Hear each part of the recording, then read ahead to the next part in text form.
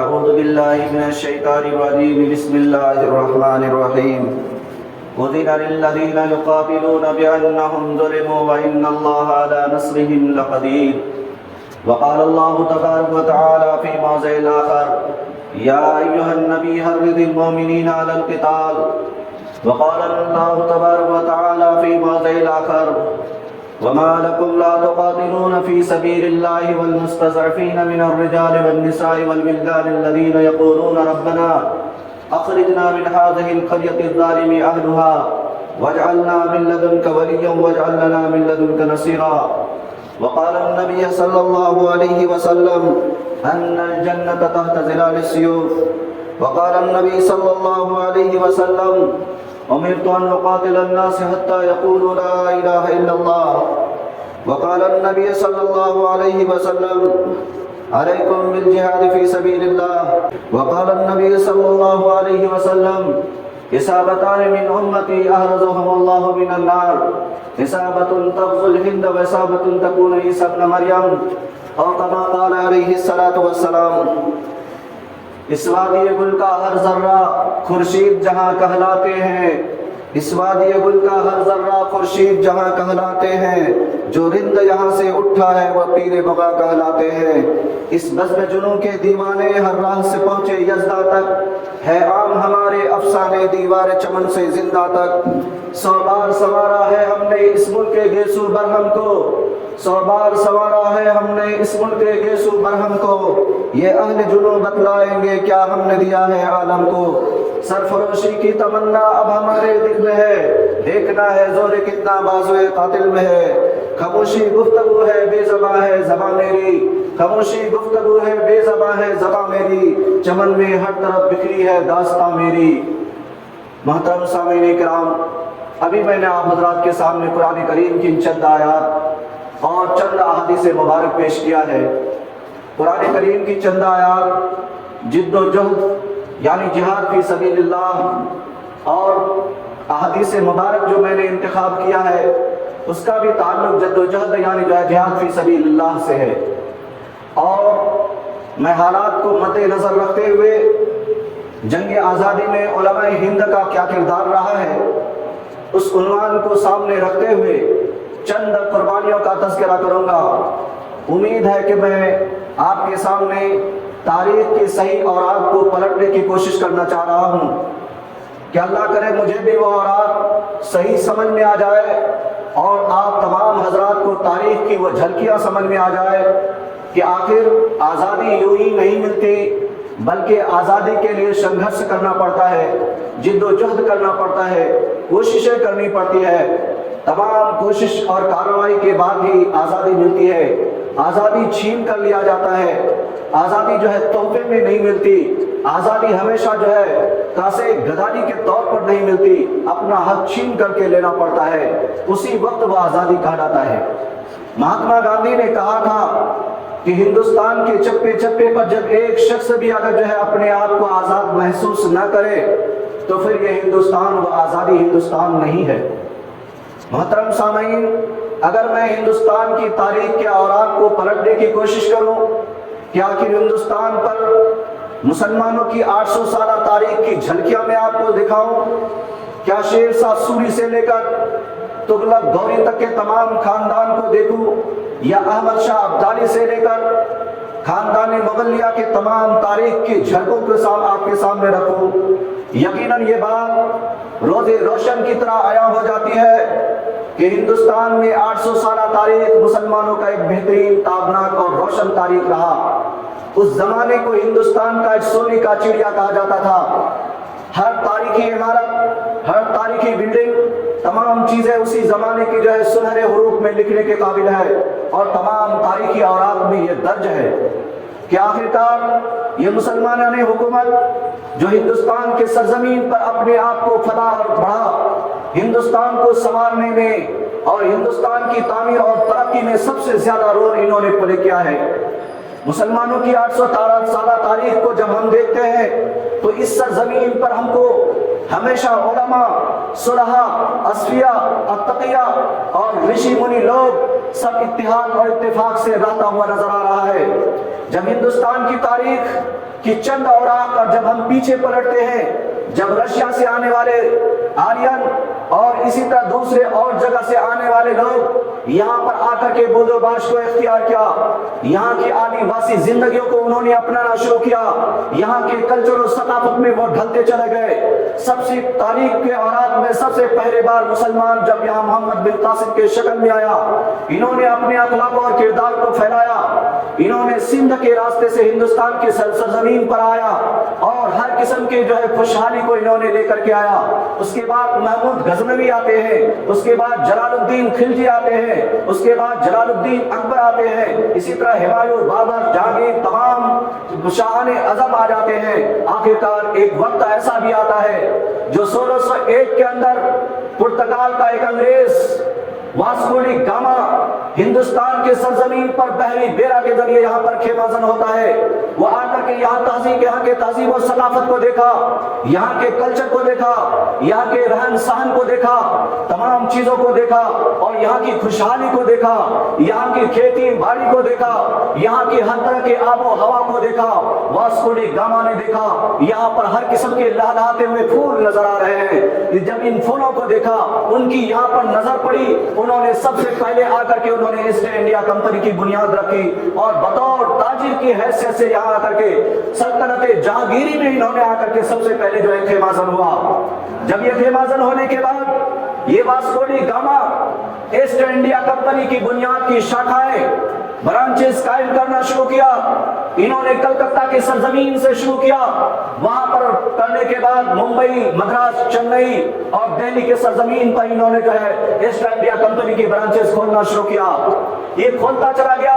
اور ہندوستان کی معیشت کو، ہندوستان کی اکنامک پاور کو، ہندوستان کی کھیتی باڑی اور غلہ جات کو، ہندوستان کے سونے چاندی یہاں تک کے جواہرات کو انہوں نے خریدنا شروع کیا اور یہ خریدتا رہا۔ اپنی چال بازی اور عیاری اور مکاری کی وجہ سے انہوں نے 100 سالہ زندگی انگریز یہاں پہ بہترین طریقے سے ہندوستان کو تمام قسم کی اثاثہ جات کو یہاں لوٹتا رہا اور لوٹ کر کے یورپ، برطانیہ لے جا کر کے فروخت تک کرتا رہا۔ یہ 100 سالہ زندگی ان کی خوشحالی کی زندگی رہی۔ اسی بہانے سے انہوں نے اسلحہ لانا شروع کیا، اسلحہ لا کر کے 4 ضلعوں کے اندر انہوں نے اپنے حکومت کو قائم کر لیا۔ جب 4 ضلعوں کے اندر ان کی حکومت قائم ہو گئی، میرٹھ کے اندر ان کی حکومت قائم ہو چکی تھی، مریانہ کے اندر ان کی حکومت قائم ہو چکی تھی، اسی طرح اور دوسرے اضلاع کے اندر انہوں نے حکومت قائم کر چکا تھا۔ لیکن اس کا اصل ہدف یہی تھا کہ ہندوستان پر کس طرح قبضہ کیا جائے۔ تجارت کرنا ایک بہانہ تھا، لیکن انہوں نے ہندوستان کی پراپرٹی پر جب قبضہ کرنا شروع کیا، یہاں کے راجا رجواڑوں کو، یہاں کے امیروں کو، غریبوں کو اپنا غلام بنانے لگا، اپنا ہاری بنانا شروع کیا۔ اس وقت جو ہے لوگوں کے دلوں میں خیال آیا کہ آخر ہم لوگ یہاں کے اصل باشندے ہونے کے باوجود، اصل مول نواسی ہونے کے باوجود آج ہمیں غلامی کے زنجیروں میں جکڑا جا رہا ہے۔ اس وقت دہلی کے سرزمین پر ایک خاندان، تعلیم یافتہ خاندان، جو شاہ ولی اللہ محدث دہلوی کے نام سے جانا جاتا ہے، شاہ عبد الرحیم رحمت اللہ علیہ کے گھر کے یہ چشم و چراغ شاہ ولی اللہ محدث دہلوی آنکھ کھولتے ہیں، 17 سے 1 کے اندر آنکھ کھولتے ہیں۔ انہوں نے ہندوستان کی حالات کو دیکھا، یہاں کی آدیواسی کی حالات کو دیکھا، یہاں کے رہن سہن کو دیکھا، اپنی بچپنا گزارتا چلا گیا۔ 17 سالہ انہوں نے زندگی گزارتا رہا۔ انہوں نے مکہ المکرمہ سے جا کر کے علم حدیث اور فقہ کو حاصل کیا، مدینہ منورہ سے علم حدیث کو انہوں نے لا کر کے دہلی کے سرزمین پر مدرسہ رحیمیہ کی بنیاد رکھ کر دہلی کے سرزمین سے قرآن اور حدیث کی تعلیم کو عام کرنا شروع کر دیا۔ جب ہندوستان کے سرزمین پر انہوں نے تعلیم کو عام کرنا شروع کیا، احادیث کی تعلیم کو فروغ دینا شروع کیا، قرآن کی تعلیم کو عام کرنے لگا، اس وقت انگریز نے دیکھا کہ یہ وہ شخص ہے، ہو سکتا ہمارے واسطے خطرہ ہو، تو ان کے خلاف بہت سے لوگوں کو بھڑکایا۔ انہوں نے جو ہے فتنہ المزد کے شکل میں ایک فتنہ کھڑا ہوا، لیکن شاہ ولی اللہ محدث دہلوی رحمۃ اللہ علیہ نے اس کا مقابلہ کرتا رہا۔ جب شاہ ولی اللہ محدث دہلوی نے دیکھا، انگریزوں کی چال بازی اور عیاری کو دیکھا، ان کی مکاری اور اداکاری کو دیکھا، شاہ ولی اللہ محدث دہلوی رحمۃ اللہ علیہ سمجھ چکے تھے کہ یہ ہندوستان ہمارا ہے، یہاں ہمارے آباء و اجداد یہاں پر سالوں سال بسے چلے آ رہے ہیں، ہم لوگ پہلے ایک تھے۔ جب یہ انگریز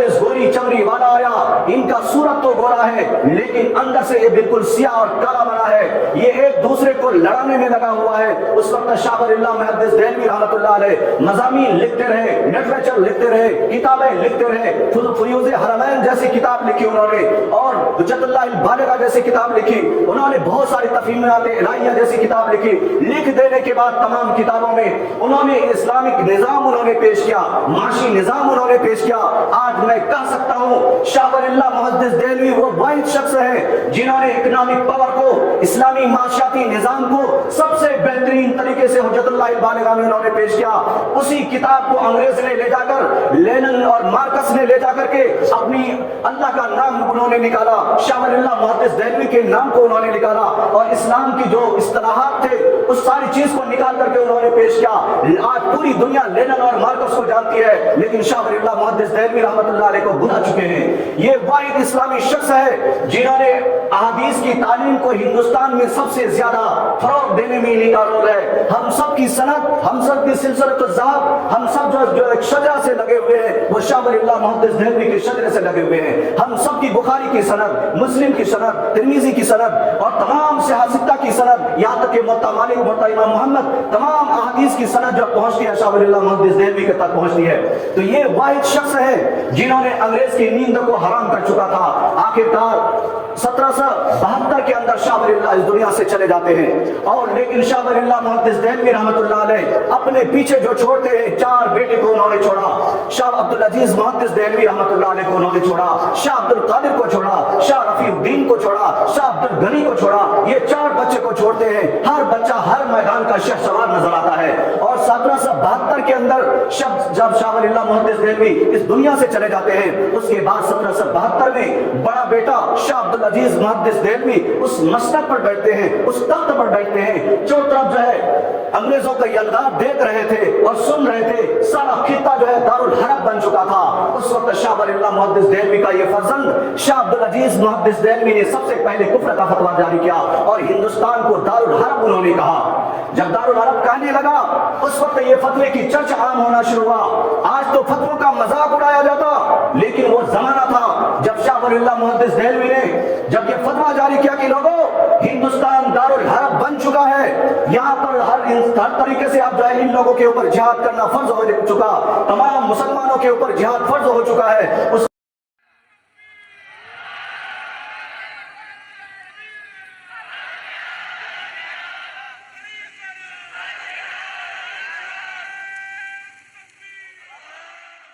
وقت تمام لوگوں نے جو احادیث پڑھانے والے تھے وہ بھی مدرسے سے نکلے، جو اپنے آپ کو صوفیہ کہتے تھے، اولیاء کہتے تھے، اتقیہ کہتے تھے، خانقاہوں میں جو ہے اپنے قلوب کو گرماتے تھے، اپنے مریدین کے قلوب کو گرماتے تھے، انہوں نے کہا چلو میدان میں نکل جاؤ۔ شاہ عبدالعزیز نے فتویٰ دے دیا ہے، انہوں نے بھی میدان میں نکلا۔ سب لوگوں نے مل کر کے جو ہے انگریز کے خلاف ایک محاذ آرائی شروع کیا۔ جب 1772 سے لے کر 1830 تک یہ جو ہے مسلسل یہ جو ہے سنگھرش ہوتا رہا، یہ جد و جہد ہوتا رہا۔ آخرکار شاہ ولی اللہ محدث دہلوی کا یہ فرزند شاہ عبدالعزیز دنیا سے چلے جاتے ہیں۔ پھر اس کے جو ہے یہ تمام یہ روح کو پھونک کر کے چلے گئے تھے۔ اسی فتوے کی بنیاد پر 1872 کے اندر میسور کے سرزمین پر 4 جنگ ہوتی ہے، ٹیپو سلطان رحمۃ اللہ علیہ اور انگریزوں کے درمیان 3 جنگوں میں فتح ہوتی ہے۔ ٹیپو سلطان کی جب آخری جنگ سری لنکا پٹنم میں 1830 کے اندر ہوا، 1830 کے اندر یہ جنگ ہوتی رہی۔ حالانکہ اس کے بعد شاہ عبدالقادر کا یہ فرزند اور شاہ عبدالعزیز کے یہ فتوے کی روح یہ جو ہے ٹیپو سلطان کے گھر پہنچتی ہے، اور حیدر کرار کا یہ بیٹا جس کا نام فتح علی تھا، انہوں نے جو ہے اس فتوے کو دیکھا۔ انہوں نے 17 سالہ زندگی اپنے باپ داداؤں کو دیکھا تھا کہ انگریزوں کے جو ہے نوکریاں کر رہے ہیں، اس کے باوجود ان کے خون میں وہ گرم لہو جمع تھا۔ انہوں نے کہا کہ ہمارے باپ کو نوکریاں کر لیا لیکن میں انگریزوں کا غلامی نہ کرنے والا، میں انگریزوں کے ساتھ ہرگز غلامی کی زندگی نہیں اختیار کروں گا۔ انہوں نے 17 سال کی عمر میں اپنے کچھ دستے کو بنایا، اپنے کچھ لوگوں کو اکٹھا کیا، انہوں نے سب کو اپنے ہاتھ پر بیعت کیا کہ لوگوں مر جائیں گے، ٹکڑے ٹکڑے ہو جائیں گے، زمین پر بھی لہو بکھیر دیں گے، لیکن ہم انگریز کے خلاف ہر محاذ پہ محاذ آرائی کرتے رہیں گے۔ یہ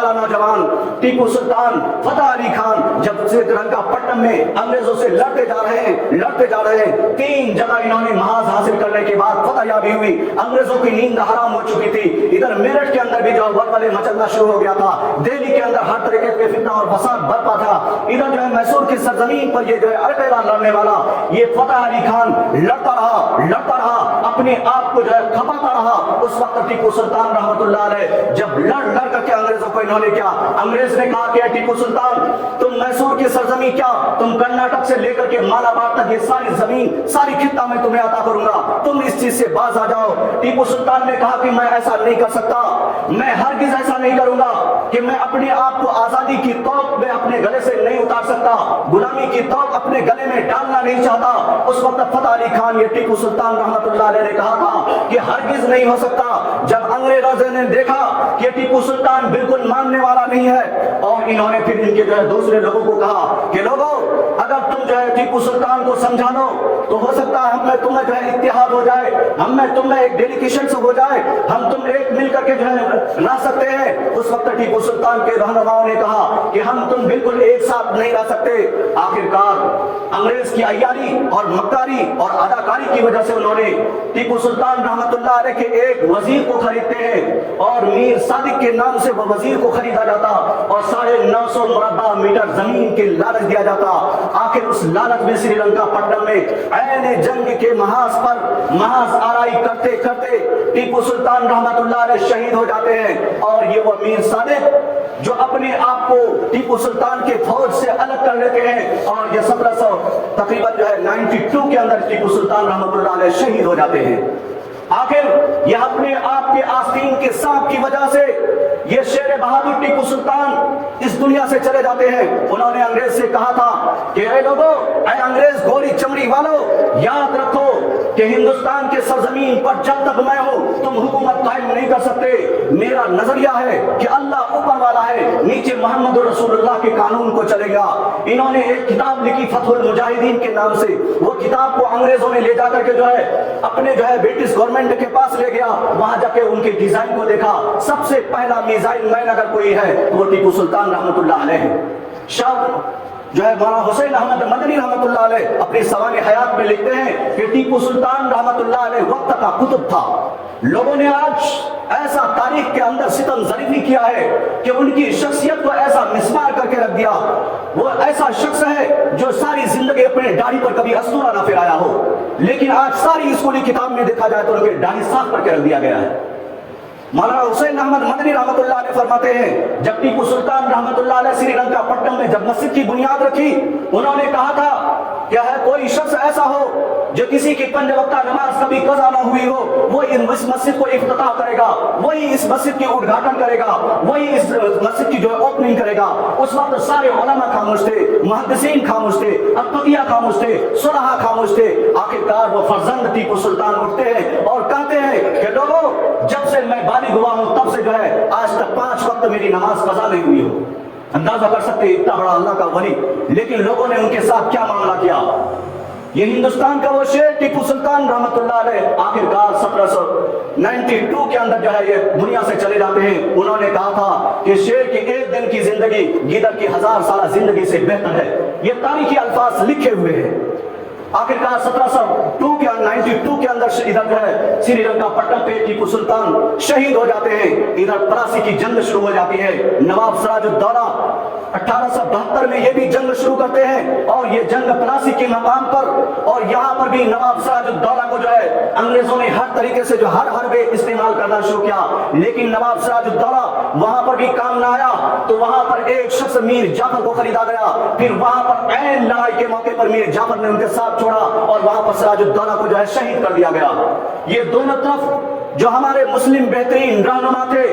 جو ایک اکنامک پاور بھی رکھتے تھے، دونوں کو شہید کر دیا گیا۔ گویا دائیں بازو کو بھی کاٹ دیا گیا، بائیں بازو کو بھی کاٹ دیا گیا۔ آخرکار علماء کرام 1857 میں علماء کرام کی مشورہ ہوئی دہلی کے سرزمین پر، اور وہاں پر مشورہ ہوتے ہیں اور کہتے ہیں کہ ہندوستان سے انگریزوں کو کیسے بھگایا جائے، ہندوستان سے انگریزوں سے کیسے ختم کیا جائے ان کا رشتہ۔ تاکہ تحریک ریشمی رومان چلے، تحریک موالات چلے، یہ ساری چیز چلتا رہا۔ آخرکار ایک وقت دہلی کے سرزمین پر مولانا مملوک علی اور مولانا قاسم نانوتوی کی ڈیلیگیشن میں ایک میٹنگ بلائی گئی تھی۔ اس میں کہا گیا تھا ایک طرف تو راجہ رنجیت سنگھ مسلمانوں پر ظلم کر رہا ہے، انگریزوں کے اشاروں پر ظلم کر رہا ہے، دوسرے ٹیپو سلطان کو شہید کر دیا گیا، ایک طرف بنگال کی سرزمین پر نواب سراج الدولہ کو شہید کر دیا گیا، اب ہر طریقے سے محاذ آرائی ہوتی جا رہی ہے۔ اب کیا کرنا چاہیے کہ انگریزوں سے ہم سب کا رشتہ ختم کر لینا چاہیے، ایک محاذ بن کر کے ہم سب کو جو ہے میدان میں آنا چاہیے۔ ان بچوں کی خاطر، ان عورتوں کی خاطر قرآن نے کہا وَمَا لَكُمْ لَا تُقَاتِلُونَ فِي سَبِيلِ اللَّهِ وَالْمُسْتَضْعَفِينَ مِنَ الرِّجَالِ وَالنِّسَاءِ وَالْوِلْدَانِ الَّذِينَ يَقُولُونَ رَبَّنَا أَخْرِجْنَا مِنْ هَٰذِهِ الْقَرْيَةِ الظَّالِمِ أَهْلُهَا۔ جب قرآن کا یہ پیغام مولانا مملوک علی نے سنایا، مولانا قاسم نانوتوی نے لوگوں کو سنایا، کسی کہنے والوں نے کہا کہ حضرت ہماری تعداد بہت تھوڑے ہیں، ہم بہت کم ہیں۔ اس وقت مولانا قاسم نانوتوی نے کہا کیا ہماری تعداد غازیان بدر سے بھی کم ہے؟ کیا ہماری تعداد غازیان بدر سے کم ہے؟ غازیان بدر میں 313 تھے، ہم تو یہاں لاکھوں کی تعداد میں ہیں، کیا ہم کم ہیں؟ اس وقت جو ہے تمام مسلمانوں کے اندر شعلے بھڑکنا شروع ہوا، ایک چنگاری بھڑکنی شروع ہوئی، سب نے ایک محاذ آرا کی۔ سب سے پہلا محاذ امبالہ کی سرزمین پر مولانا اسماعیل شہید دہلوی کی جو ہے خیمہ کے اندر رکھا گیا، دوسرا محاذ جعفر تھانسری کو دیا گیا، تیسرا محاذ مولانا عبید اللہ سندھی کو دیا گیا۔ اس طرح ہر محاذ پر جو ہے علماء لڑتے رہے، اپنے خون کو پسینوں کی طرح بہاتے رہے، عوام کٹتی رہی۔ تقریباً 1857 سے لے کر 1947 تک یہ تاریخ بہت ہی تابناک، بہت ہی کرمناک، بہت ہی المناک، بہت ہی خون چکا داستان ہے۔ اگر میں اس تاریخ کو اور آگے بڑھاتا جاؤں تو میں کہتا ہوں کہ 1857 سے جو تمام تاریخیں جو لڑے ہیں یہ سب کے سب شہید ہونے والے مسلمان ہیں، سب کے سب شہید ہونے والے مسلمان ہیں۔ جب واسکو ڈی گاما جب دنیا سے چلا گیا، اس کے بعد انگریز گورنر وائسرائے برطانیہ نے رپورٹ مانگا، ڈاکٹر ولی میور نے رپورٹ پیش کیا کہ ہم ہندوستان کی سرزمین پر اس وقت تک حکومت نہیں کر سکتے جب تک ہندوستان میں مسلمان زندہ رہے، مسلم علماء زندہ رہے، اس وقت تک ہم ہندوستان پر حکومت نہیں کر سکتے۔ کہا کہ وجہ کیا ہے؟ کہا وجہ یہ ہے کہ ہندوستان میں سب کے سب جنگ لڑنے والے، سب کے سب محاذ آرائی کرنے والے، سب کے سب میدان میں آنے والے مسلمان نظر آتا ہے، اور ان کو جو اسپرٹ، ان کو جو طاقت ہے وہ قرآن اس کو طاقت دے رہی ہے، ان کو علماء ان کو طاقت بڑھا رہے ہیں، اور ان کے مدارس ان کی طاقت کی اہم آماجگاہ ہے۔ جب وائسرائے برطانیہ نے اس رپورٹ کو پڑھا، ڈاکٹر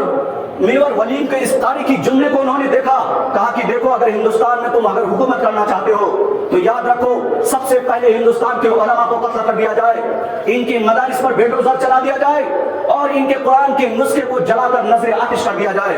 ان تین کام کرنے کے بعد تم کامیاب ہو سکتے ہو۔ ایک طرف انگریز رپورٹ تیار کر رہا ہے، دوسرے طرف مولانا قاسم نانوتوی، حاجی امداد اللہ مہاجر مکی رحمت اللہ علیہ شاملی کے میدان میں محاذ آرائی گرم کرتے ہیں، اور انگریزوں کی توپوں، گولیوں اور تمام چیزوں کو اپنے سینوں میں پیوستہ کرتے ہوئے ہیں۔ حافظ ضامن شہید وہیں پر شہید ہوتے، شاملی کے میدان میں شہید ہوتے ہیں، حاجی امداد اللہ کو جو ہے گولیاں لگتی ہے لیکن اتفاق سے وہ بچ جاتے ہیں۔ مولانا قاسم نانوتوی رحمت اللہ علیہ بانی دارالعلوم دیوبند، ان کی کنپٹی میں گولی لگتی ہے، وہ بھی گر جاتے ہیں، ان کو پھر میدان سے باہر لایا جاتا۔ مولانا مملوک علی بھی گرتے ہیں، ان کو بھی باہر لایا جاتا۔ یہ شاملی کا میدان تھا، یہاں سے یہ علماء لڑتے رہے۔ ایک طرف رائے بریلی سے احمد شہید رحمت اللہ علیہ وہ بھی نکلتے ہیں، شاہ اسماعیل شہید کے ساتھ وہ بھی نکلتے ہیں۔ یہ دونوں بزرگ ہستی اتنی بڑی ہستی ہے، ان کا اندازہ آپ نہیں کر سکتے۔ شاہ ولی اللہ محدث دہلوی کے بیٹے شاہ عبدالعزیز، شاہ عبدالعزیز کے بھائی شاہ عبدالقادر، شاہ رفیع الدین اور شاہ عبدالغنی کے بیٹے شاہ اسماعیل شہید دہلوی ہیں۔ شاہ اسماعیل شہید دہلوی رحمت اللہ علیہ اپنے چچا اور اپنے جو ہے دوسرے اور چچاؤں سے علم حاصل کرتے ہیں، لیکن اسی مدرسے کے اندر شاہ احمد شہید بریلوی بھی علم حاصل کرتے ہیں اور اتنا بڑا اللہ کا ولی بنتے ہیں۔ لوگوں نے دیکھا کہ شاہ اسماعیل شہید کا یہ پیر، یہ مرشد جس راستے جل سے جاتے احمد شہید بریلوی رحمت اللہ علیہ، لاکھوں کی تعداد میں سکھوں نے کلمہ پڑھنا شروع کیا تھا، لاکھوں کی تعداد میں ہندوؤں نے کلمہ پڑھنا شروع کیا۔ اتنا بڑا ولی، اتنا بڑا پیر آج تک کسی نے نہیں دیکھا کہ شاہ اسماعیل شہید دہلوی کا یہ پیر سب سے زیادہ اعلیٰ اور عرفہ تھا۔ جب ان کو یہ معلوم ہوا کہ راجہ رنجیت سنگھ پنجاب کے سرزمین پر تمام مسلمانوں کے ساتھ خون کی ہولیاں کھیل رہا ہے اور عورت بچوں کی عصمت اور آبرو ریزی یہ کر رہا ہے، اس وقت شاہ اسماعیل شہید اور جو ہے احمد شہید بریلوی رحمت اللہ علیہ رائے بریلی سے نکلتے ہیں، در خالد ہوتے ہوئے بالاکوٹ تک پہنچتے ہیں اور پنجاب کے سرزمین پر خیمہ جن ہوتے ہیں۔ وہاں جا کر کے انہوں نے جا کر کے محاذ آرائی شروع کی۔ آخر راجہ رنجیت سنگھ کو ان کو بھی جو ہے وہاں پر ناک میں دم کر کے رکھ دیا۔ آخرکار راجہ رنجیت سنگھ نے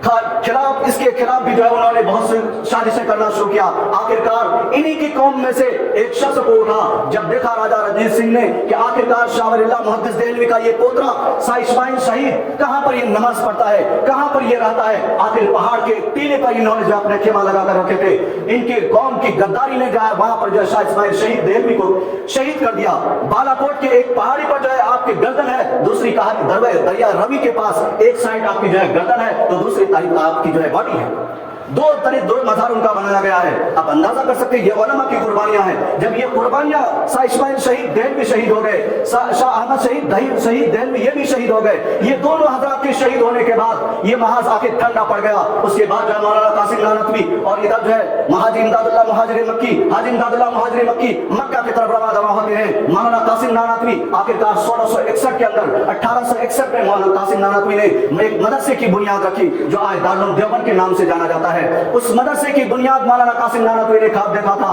मौलाना कासिम नानवी ने ख्वाब देखा था कि अगर हिंदुस्तान में तुमको जो है मुसलमानों को बचाना है, अगर मुसलमान को तुमको हिंदुस्तान में सही से रखना है और सही रहनुमाई करना है, तो याद रखो तुम पहले मदारिस की बुनियाद रखो। जबकि दिल्ली की सरजमीन पर तकरीबन हजारों मदारिस को बिल्डोजर के कर दिया था। उस वक्त मौलाना कासिम नानवी ने दारुल देवबंद के एक अनार के नीचे जो है एक शागिर्द और एक उस्ताद के साथ मदरसे का स्टार्टिंग किया था। वो मदरसे के तालिब इल्म में पढ़ने वाला मौलाना महमूद अल हसन और पढ़ने वाला भी महमूद हसन, ये दोनों ये उस्ताद और शागिर्द से ये मदरसे की बुनियाद चली। और ये मदरसा ऐसा फला और फुला कि ये भी अंग्रेजों के नाक में दम करके रखा था। इसी मदरसे के फारिगीन मौलाना महमूद अल हसन शेखुल हिंद रहमतुल्लाह अलैह जो असीरा ने माल्टा बने, इसी मदरसे के फारिगीन मौलाना हुसैन अहमद मदनी जो असीरा ने माल्टा बने, 18 साल इन्होंने माल्टा की जेल को इन्होंने आबाद किया। याह्या अली इसी मदरसे के फारिगीन को जिन्होंने माल्टा की जो है जेल काटी। इसी तरह मौलाना अहमदुल्लाह मदरासी इन्होंने इसी मदरसे से आकर के पढ़ करके इन्होंने भी माल्टा काली पानी की सजा को ढूंढा। इस तरह मौलाना जाफर नसरी लाखों की तादाद में उलमा शहीद होते चले गए और उलमा ने हर महाज का महाज आराई करता रहा। आखिरकार हिंदुस्तान में हमारे उलमा ने जो किया है वो आज तक तारीख के सुनहरे हुरूफ में लिखने के काबिल है। मैं और यही बात कहता हूँ कि वक्त बहुत कम है, लेकिन ये तारीख बहुत अलमनाक है,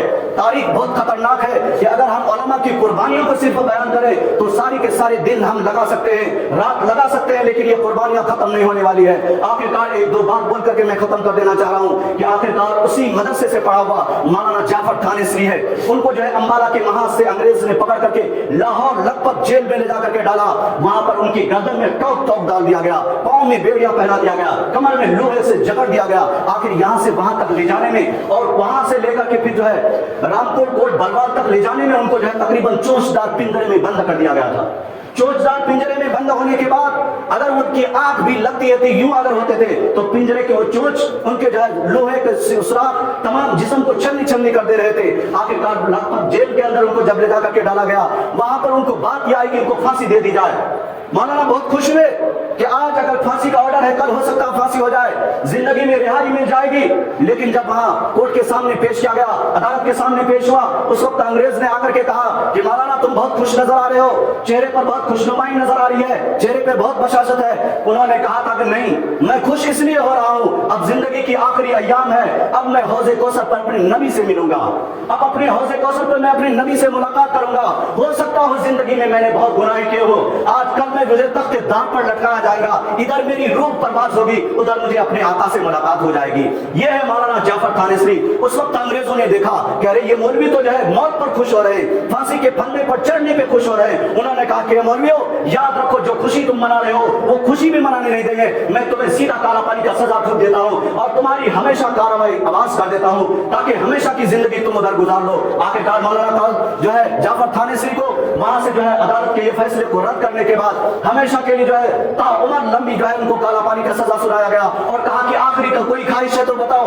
उन्होंने कहा कि मेरे बीवी बच्चों से जरा मुलाकात तो करा दो, मेरे बीवी बच्चे से मुलाकात करा दो। जब कोर्ट लखपत जेल के अंदर मौलाना जाफर थानेसरी से मुलाकात कराया गया, उस वक्त मौलाना जाफर थानेसरी ने अपनी बीवी को देखा, अपने बच्चों को देखा। देखने के बाद बीवी भी रो रही थी, बच्चे भी रो रहे थे, क्योंकि मौलाना जाफर थानेसरी अपने गर्दन में तोप लगे हुआ था, हाथों में जंजीरियां लगी हुई थी, पैरों में बेड़ियां पड़ी हुई थी। अपनी बीवी को देख करके रो रहे हैं और बच्चे भी रो रहे हैं और वो चोंचदार पिंजरे को देखे वहां पर भी रोना शुरू किया। आखिरकार मौलाना ने उस اس وقت اپنی بیوی سے کہا، بطور نصیحت کہا وہ یا بطور وصیت انہوں نے کہا کہ بیوی خدا نے کہا اگر میں دنیا سے چلا گیا، اگر میں کالے پانی کی جیل میں وہاں پر اگر مجھے مار دیا گیا یا بلڈوزر چلا دیا گیا میرے اوپر یا توپ کے نشانہ مجھے بنا دیا گیا، تم لوگ صبر کر لینا، میں ایک وقت آئے گا کہ میں اپنے آقا کے پاس ملوں گا اور اسی حوض کوثر پہ تم سے بھی ملاقات کروں گا۔